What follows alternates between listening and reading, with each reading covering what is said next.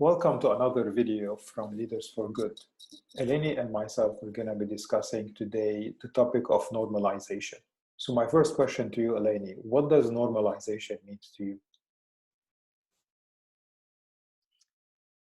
It means taking a difficult situation and kind of like eating it or digesting it and making it normal or making it common.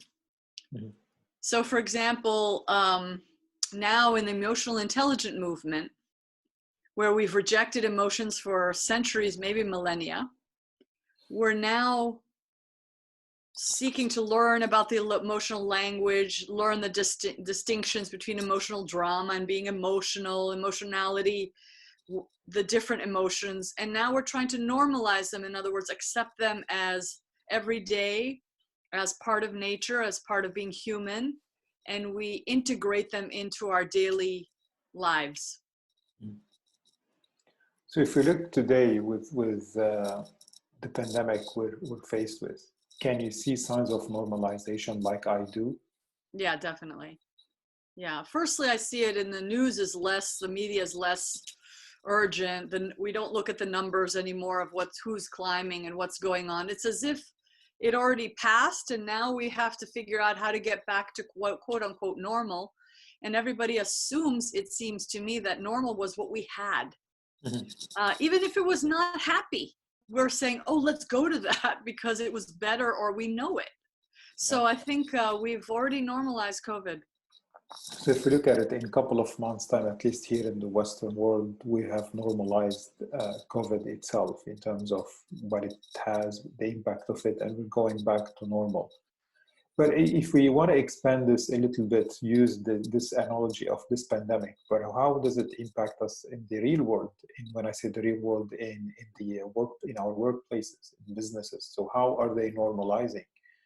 Are they normalizing the bad? Are they normalizing the good? Are they normalizing the ugly? So what are we normalizing in our workplaces? I think all of those. And okay. I think we're even bringing some good things, mm-hmm. but we're normalizing what we had. Mm-hmm. And what we had was distrust in the workplace. What we had was, doing things for the sake of doing things, like overwork, over compensation, over functioning. And those have been exacerbated. So when we were reading the other day about the people who are one of the business industries booming is the security software. Mm-hmm. So now team leaders are buying software to spy on employees as if I'm sitting in front of my computer, I'm the most efficient or effective. Mm-hmm. That might be true for people who code. I mean, we don't know, but it can't be true for everyone or people in general. So mm-hmm. when I see that movement, I see distrust. Like, I don't trust you. I have to have a whip. We did another video on this anyway. It's like, I have to watch you for you to work. Mm-hmm. And that assumes that you have no inherent value and no inherent motivators. Mm-hmm. And so it's a misunderstanding of the human condition. Yeah. And also, I mean, during this pandemic, if we look at the response of a lot of those businesses, it was normalizing. What do we mean by that? Yeah, it's normal to furlough 100,000 people. It's normal for us to fire people. It's normal for us to close stores and just let people go home. So these are the measures. And if you look at them, a lot of people, they use the word, yeah, it's business. So we've normalized the bad behavior. Yeah. More and more, knowing that there are some good pockets, we can shed the light on them, but now we're just normalizing this, looking at the bad behavior, how we're normalizing it. Why do you think internally from us as humans, we're so quick at normalizing these things, especially bad stuff? Because I think we've equated suffering and pain with strength. And I don't know if you've ever went to a party where people are saying, oh, when I had a ski accident, I cracked my femur and I was back skiing in 6 months. I mean, like, everyone's sharing stories of pain and how quickly they recovered. Mm-hmm. And so this is part of our culture. So we ignore pain, but pain is natural. And pain is a natural a piece of information saying we need change. right? So if your stomach hurts a lot, that means something. Do something instead of just take a pill to reduce, let's say, your feeling of the pain, right? Or like painkillers if you have a headache. So I think that because we've made emotions the bad guy or the bad woman, we don't want to feel certain things. And so we avoid feeling. And even if we don't want to feel pain, because we've equated it with strength, we are proud to absorb it. And also, I think at work, you know, a lot of people have been saying, bring me solutions, not problems. So now it's taboo to talk about problems, as if you can't solve it, as if somebody specific is supposed to solve them. Like me, I'm supposed to solve my team problems and then come to you, my boss, here's the solution. Well, what if that problem needed 10 different ways of looking at things, or 10 different people in different functions? So I think we made the discussion of problems bad, and we've made the absorption of pain good, and this is what we have. And so it's like this mixture that's a toxic cocktail that really keeps us in the business of absorbing pain. Keep at it, get good at it, look happy while you're doing it, don't show pain, don't miss an hour of work, and then we're going to like you, and then you don't have to be fearful of losing your job or else, right? So I think it's always this kind of threat that we have inside of us. And when you are always busy absorbing pain, you can't think creatively, right? You can't think of, oh, like what are 5 other ways of doing things? In the centuries, we are in the Industrial Revolution mentality of more is better and profit at all costs from the 1930s. Nobody's thought of better ways to do things. Like all these people who are, you know, leaders of organizations, they haven't thought of them, or, you know, they're too busy absorbing pain. I don't know. So can we look at that pain and those things these are like uncertain things, and because we see them as like they coming in a short period of time, and then they come and they go. So I have today my tummy pain, and then tomorrow it will go. So this is why these are like, for us, they're not normal. And anything that is not normal, we just want to get over it so quickly without understanding the underlying reasons behind it. So without understanding the root causes of it, so that we can respond to them in a different way so that they don't come again. And again, isn't this what we are faced with all over the globe? Take, for example, even the global crashes, financial crashes. So we know that whatever our behavior is doing is going to result in a crash at some point in time, but we continue doing it. But when the crash happens, we just want to get some antidote very quickly, and we want to get some quick fixes so that we can get out of the the crisis. Look what's happening here in the US. So with the market crash of the market that happened, the Congress started putting trillions and trillions of dollars in the market to bring it back up, knowing that these trillions, is spending of trillions over a long period of time, is going to create more debt.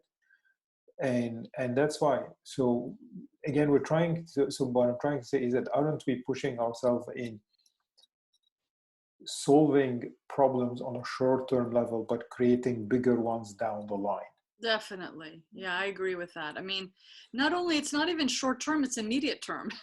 It's like, let me get through this quarter, not even a year. And so I think it's reactive, right? And it's fast thinking, right? Doing something fast to get rid of the pain because I cannot handle feeling the pain. And so that's why I think, you know, I'm going to do a series. I've asked you many times of like showing at how everything is down at the core, an issue of our ignoring our emotions. Because if we accepted the pain, or like, okay, this is painful. How do I use that as data to then inform a wise decision or a wise next step, instead of like pills, or whatever they are, whatever form they are, to shut down that pain because it's intolerable, because we've defined it as intolerable. It's not intolerable. We just Yeah. defined it as bad. Yeah. I mean, and I think also for a lot of us, when we go through those stages, we just want to bury them immediately when they're over. So we're not able even to learn from them. Yeah. Because I don't know, is it an internal mechanism we have, or it's something that we have been learning for millennia or centuries, that whenever the bad situation is over, that's it, just forget about it and move on. Yeah, I think And it's definitely learned. learn, yeah. Because Well, it's, yeah, go ahead. yeah, learned. I can see that a lot of us, but can't you see that this is becoming even more exacerbated now? So is this due to technology that we are faced with? Is it due to the fast pace that we are living in? So why do you feel now that it is more fast, that is going fast, that we're adjusting so quickly to it, and we just want to move past it as quickly as possible? I mean, the 2008 crash, it wasn't like it was 50 years ago. And then people did just want to, okay, crash, let's bite the bullet. That they use these terminologies, bite the bullet and move on. See, we even have terminologies for them, just bite the bullet, suck the pain, all of those terminologies, and just move on. I think it's trauma. Yeah. It's a traumatic experience. What is a traumatic experience? It's something that is really fast. Something fast happens that overwhelms the system. And there has to be like some pause. Yeah. And when that emotional experience is not resolved, it's stuck. It stays in the body. And then it's compounded and it comes up with, and it gets triggered in other situations. And so when we get traumatized, we sometimes freeze.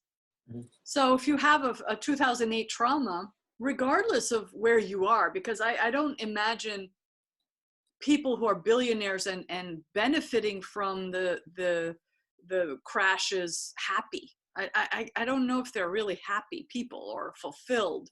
They just they're better off financially. But it's like, if you're not one of the billionaires and you have to fear your job, or then you lose your job and then you dip into your savings and you're like, okay, how long is this going to stay? How long is that savings going to last? And then you get another job just to patch the, not like a job you would really know how to do, but anything. And then you get into a patchwork of resolving that trauma, which exacerbates the intensity. But it's like we're always reacting to a traumatic event that we never get over.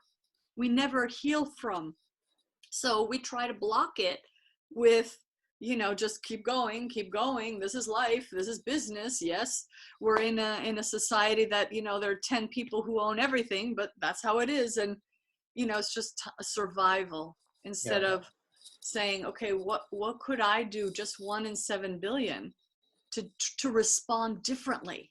And if I respond differently, my sister might see it, my business partner might see it, we might discuss things together, and then it could grow. And so I think that we've downplayed what we as individuals have as power to respond to a system.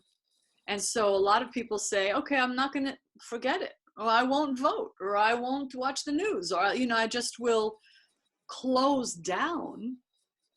Because it's a very, very painful process. Yeah. So, but I don't think the closing down is the answer. I think it's collaborating, talking about it, meeting people with our Wednesday events, getting to talk to people about these things and finding ways not only to release the emotion through discussion, but also to entertain different ways of doing things. Yeah.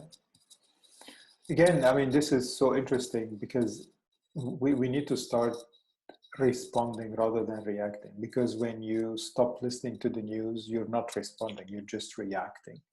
And a lot of us, we feel that if I don't take part, that's it, I'm not part of it. But if I don't take part, I am part of it, because I'm not voicing my concern. I'm not letting people know that I don't agree with this. Yeah. So this is why we need to start looking at this in a different way, and we need to start learning from our emotions so that we can respond to the situation rather than react. Well, what a fascinating topic. It's something that's really so interesting, especially that we see it in front of us. A lot of us, how we adjusted and how we normalized everything. And yes, we still have some people that will not be okay with it, understandable, but that's what happens. In general terms, we're normalizing everything. And let's see how we can discuss this topic further to look at some of the tools we can provide for individuals who really want to start responding. What would be some steps, small steps that they can take along this path? Yeah. Because it starts with you, and that's how it is. Yeah, exactly. Good. Thank you. Thank you, Shadi.